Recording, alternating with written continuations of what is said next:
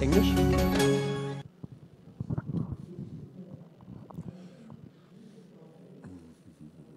Freunde, da sind wir schon wieder. Ja, irgendwie lassen die Frauen mich im Stich hier. Das ist das zweite Mal, dass wir ein No-Show haben und jemand nicht auftaucht. Das waren beides Mal Mädels. Ich bin erschüttert. Ob mir das irgendetwas sagen soll, ich weiß es nicht. Nein, war Spaß. Aber wir haben ja Gott sei Dank hier, ja, Ersatz kann ich nicht sagen, sondern eigentlich ein absolutes Feature. Wir machen das auf Englisch, nicht böse sein, weil wir können generell ein bisschen besser über die Geräte reden. Obwohl der Steve, der neben mir sitzt, eigentlich schon seit geraumer Zeit in Deutschland wohnt. Was ist denn da los? Habe ich das richtig verstanden? Ersatz für eine Frau? Ja. Machen wir das auf Deutsch oder Englisch? Wir schlafen ja auch im gleichen Hotel. Ja, das Thema muss ich nicht erzählen. Yeah. So in general, just to give our viewers a little bit of an idea of what you're doing, you started CarryPad back in 2006? CarryPad, February 2006, short before CeBIT 2006, when Microsoft and Intel launched the the Origami project. Yeah, that was before UMPC. That was, the UMPC kind of came out of the Origami project. So on stage here at CeBIT, they announced a partnership with VIA and Intel and Pacemaker, a couple of brands, Paceblade and Tablet Kiosk, to bring out some nice, lightweight, ultra-mobile, super portable, social media, internet-focused tablets, 7-inch actually. How about his microphone? Okay. Okay, cool. You're good. Yeah, so what I did is over the last 6 or 7 years, I've kept a bunch of those. Yeah. We can dive in a minute and have a look at them. Oh, absolutely. But before we do that. Yeah, just to give the viewers an idea, the Origami project, that was Otto Berg, right, from Microsoft at that time. He led that project, so it started, I think, 2004, and it was an investigation into what was going to be the future of the PC. So it was 2004, this is 11 years ago, and they came out with this 7-inch form factor focused at work, play, social, you know? And when you think about that, they were right. They were absolutely spot on, right? Yeah. And I mean, they did tablets before, but in general, they kind of used the idea of a touchscreen device with a center display and tailored it to be more mobile. Yeah, and I think previous, let's say, mobile PCs have been a bit more business focused. Yeah. This was the first time that the internet had been part of the solution, and that's the start of social networking, and we didn't have many of the social networks we're using today. Facebook started in 2004. Yeah, but we had chat. Yeah, you know, that was our social networking, you know, ICQ and that sort of thing. And if you look at that video that leaked, I think, a week before CeBIT, of the guys in the caravan out in the middle of the desert, God knows how they got their internet connectivity out there, but they were doing a little bit of, I think, cooking, camping, you know, socializing, and it was all those. If you take that film from 2006 and play it today, it still works. Okay, the device looks a little bit thicker, but the whole concept is exactly the same as the sort of showcase videos you get from Samsung or anyone else, right? Yeah. So, I mean, you have not only a couple of devices, you have a whole bag of devices with you. Half of my suitcase was full of UMPCs. I think 1, 2, 3, 4, 5, 6, 7, so shall we start with the very first generation of them? Well, let's start with the model that launched at CeBIT 2006, and this is a variant of it. It's comedy, but it's comedy to look at it now, but it's an important device. It's Samsung Q1. Yeah. Windows XP Tablet Edition, so touch-enabled, unfortunately through a resistive screen and not a capacitive screen that we have on everything now. Intel, this one actually has VIA C7 inside. That was the C7. This was a little bit later. This came out the following year with 3G enabled, and the extended battery life of, I think it was 3.5 hours. So I would guess that this is like 600 grams? Oh, no, I think it's a bit more than that, to be honest. You know what? I think it's 890 What I absolutely love, it had a stand. Look at this. Yeah. Well, the case was so big that there was space to put a stand in, right? And as you can tell, you're also getting all the I/O ports here, right? And everything is just it's just amazing the functionality of these devices at that time. So this one I actually took on a tour with me for 10 days and powered it by a solar panel. Oh, yeah, I remember your bicycle tour. Yeah. So along the Rhine, we did 500 kilometers along the Rhine, and I took that, and every day I charged it up with the solar panel, and it worked, 10 days without plugging in. And that was, that cost 1,200. The panel cost €1,000, I think. Wow. So we're at $2,500 solution just to go mobile. We can do that in probably about $500 today, I think. Yeah. But so that was a Samsung Q1. And on the back, removable battery, and of course a spinning hard disk inside as well. So it wasn't, and a fan. Incredible.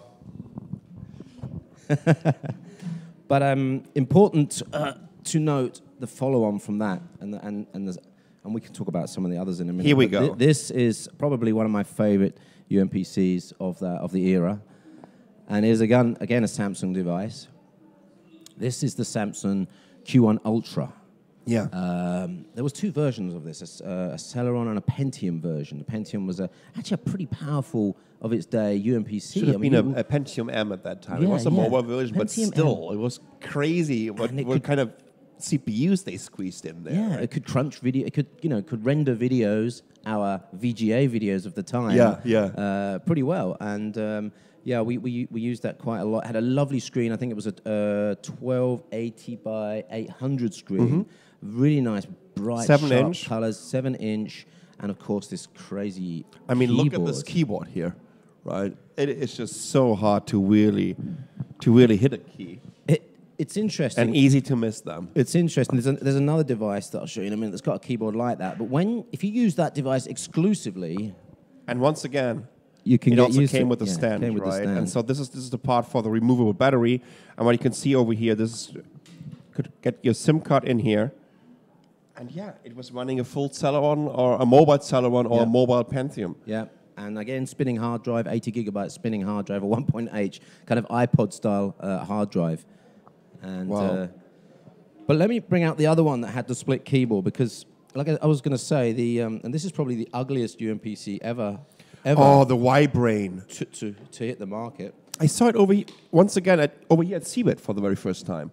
CeBIT, or was it Computex? I'm not sure. 2007? Because I saw a prototype of that at Computex, I think, and then it actually came out at CeBIT the following year. But look at this trackpad.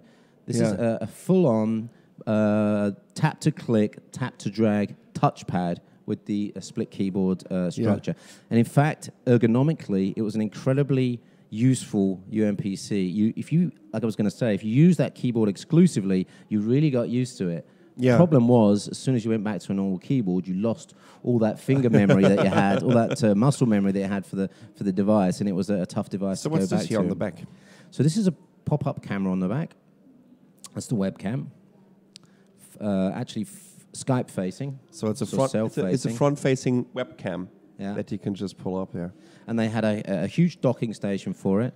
And if you pop the battery off the back, I think you'll actually see the hard drive behind the battery on the back there. It's just pull that up. There is the 1.8-inch hard drive. Oh, it's cute. They were so unbelievably slow at that time, the 1.8 inches. Yeah. That was like 3,200 RPMs, something like that. It wasn't even it wasn't 5,400. I know that. No, it wasn't 5,400. It was the old sort of iPod-style hard drives, the original iPod-style hard drives, and just terrible write speeds if you're doing, it just didn't fit Windows at all, to be honest. Yeah.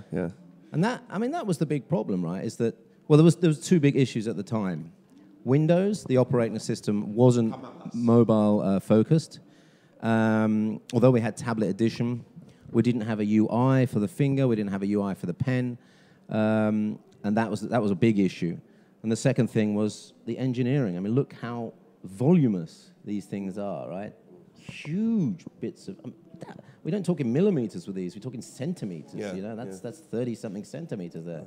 Unbelievable. So not only was the software wrong, the technology wasn't there as well. You spotted the... Yeah, that's the Vilif S5. I also have the same one, right? That was actually the version with the DVB-T in there, right?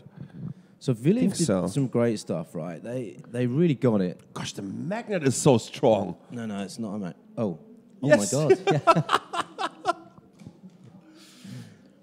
So Viliv started to pare it down. So when we got to the first Atom devices, the device engineers, the device designers had a little bit more flexibility in bringing down the volume of the device, and especially the frame around the screen. And so this one is a 5-inch screen. So this really is a phablet, right? This is, okay, it doesn't make voice calls. That, by the way, is a TV antenna. Well, no, it was the Japanese version of DVB-T, but yeah. It wasn't working for DMB or something. No, it wasn't working for us. So this had 3G in, 5-inch screen, Windows XP, tablet edition. Again, a resistive touchscreen, so you had to use your nails. You couldn't use a pen, or the pen. I think there's a pen in here, actually. No, here. The pen is always here. The pen. Oh, yeah. There you go. So you had the pen. And what they'd done is really done a great design on the battery. I think, how many watt-hours was this? It was a pretty heavy. I don't know how it also came with an additional docking station. So I have 2 of them, and this docking station looks a little bit like a half a cube or something. Yeah, and you could just stick it in there. You could stack a battery into charge as well. So there's the SIM card slot there. You got that? The SIM card slot there as well. So this was coming out after Intel started doing their MID marketing, right? Mobile Internet Device, where they again tried to push the idea of work, internet, communication, and entertainment. This was 5-inch. I think 800 by 480 or 1024 by 600. I think this was 800 by 480. This one, yeah. It was just a pain in the ass to use. Yeah, it was. It was just almost impossible. It was really tough to use. You know, it was okay for people that were doing it all the time, right? Yeah. For me, I could dive into any UMPC with a pen and I could get it working. I could do my stuff. But for anyone just going from a normal PC to this, or from, let's say, well, there weren't smartphones at the time. The early smartphones were probably things like the Nokia E90, not the E90, the clamshell Nokia communicator. Which had a terrible operating system, but it was way better mobile oriented than this. Fantastic keyboard. Like get a kind of 2-thumb scenario. I loved it. I really loved it. I had the communicator 9300. That battery life as well. We're still talking about 4 hours battery life here with no real standby capability at all. And prices. I mean, this is $1,000 with the 3G. Yeah. But this was one of the first ones to have SSD. So we've lost the spinning hard drive now. Thank God. Thank God for that. So it makes it a little bit more rugged. And that, I think, that must have been 2009, I would say. Actually, at the peak of the UMPC craze there. This this is really interesting. This followed on a year later. This is the Viliv S10, and it took the concept of the netbook, but tried to take it to a pro mobile convertible level. Let me just you open it up and show the screen, and we'll just spin that round there. There you go. So you've got a 360. This is a 2-in-1. This is one of the first real 2-in-1s. There was a Gigabyte T-series model that had this as well. And also the Asus T90 and T100. Yep. They were also picking this idea up, or this concept up. This was an incredibly light one. This is also 3G capable. There's a 3G slot in the back. Also SSD. The touchscreen was there. You've got all your connectivity on the side as well. So there was a breakout port there with VGA, with, not sure it was HDMI at the time, probably composite as well, composite video and VGA, analog video, and then, of course, USB ports there. Oh, and a VGA. Oh, the VGA port's on the back to connect your projector. Again, expensive device, but Viliv were just ahead of the curve slightly, and it was shortly after this device. In fact, this device, I think, was only in the market for a couple of months before Viliv went quiet. Yeah. They had, I think, a tablet coming out. It was a 7-inch. It was a 7-inch, really nice and slim Windows tablet coming out. We saw that at one of the events, and soon after that, the company died, and that was the end of Viliv. They were just ahead of the game, like the UMPC concept was, just slightly ahead of a sales curve, you know? Yeah. Okay, so last but not least... Oh, no, I think there's There might even be. Look, let's just take a little step back to pre-UMPC here. 2000, year 2000. Oh my goodness. Wait for it. And this, you know, this is Pocket PC 2001. Cassiopeia E115, 115 was the megahertz of the clock inside, and this is an Intel. I think an X scale. X scale. Oh my god! So it was Intel MID in 2000. No wireless on it. You had to put a card in the top to get Wi-Fi. This is a kind of PCMCIA. Well, no, not really. CF. It was a CF, a CF double width. Oh, yeah, Jesus. Yeah. And that had a 320 by 240 resolution. And then HP did a great job with their iPac range in 2003, I think it was. So I think this was actually built by HTC. Yeah? This one. Mm-hmm. In fact, I did try and charge this one up. I'm going to just see if it's still charged. It would be great to see it turn on. But I had a docking station. Maybe it only goes with a docking station. But they look quite... I mean, look, that's a smartphone, right? Yeah. That's exactly how it went. Slightly thinner. Don't laugh. I know it's thick. Yeah, check my new smartphone out. That's absolutely amazing. You know what? And last but not least, oh my God. Oh, it's gone. Oh, come on, I've got to show this. The UMPC with the most buttons on ever. You have never seen anything like this in your life. You never will see anything like this in the future. And the person that is capable of using this keyboard can also just play on three pianos at the same time. That is absolutely amazing. But this was voice capable. Yeah. So this really is a phablet that was voice capable, 3G, and it was running on a what did we say? Geode. Oh yeah, an AMD Geode. AMD Geode, one of the very few AMD-based UMPCs. Incredible. 2006, amazing. 2007, 2008 probably, 2008. How about that? Steve, that's absolutely amazing. I'm so sorry. Because, oh my goodness. Oh, come on. Tokidoki. Oh my God, we almost missed it. Look at this one here. This is the Fujitsu. Well, it had a number of names. I think it was the UX 810, I think, in Japan. But let's just flip that lid round because this is this very special edition Tokidoki version. So anyone that knows Japanese popular culture will know Tokidoki. And although this was a business-focused device, I mean, this docking station is incredible. This also had a whole range of modes you could use it in, which was really, really fantastic. Steve, thank you so much for joining us over here and just showing us a little bit about the history. We only had this short amount of period. I could talk about this the forever. history of mobile computing, because that's basically what it is. So this was all about the last 13, 14 years. There's a great video. If you get a chance, Hugo Augusta does a phone call from a car on this. Wir gehen jetzt ganz kurz in die Pause. Und zwar haben wir Nicole und Rob, die sind in der Halle 11 bei Code N unterwegs. Und danach, muss ich jetzt erstmal auf meine schlaue Liste gucken, danach haben wir Zeit.